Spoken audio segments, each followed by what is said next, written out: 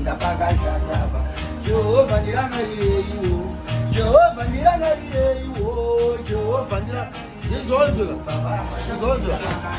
iPhone 15 Pro Max yangu yashiga yanibodzoka phone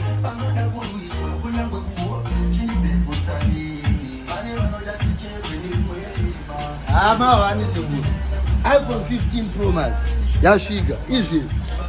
inotangira kusvika umbara unoziva iPhone 15 inotanga kusvika umbara saka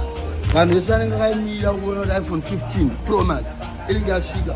kuno kumbara Jehovah ndirangarireiwo Jehovah ndirangarire kweda mabuda wamusema haisubira zvokumhanya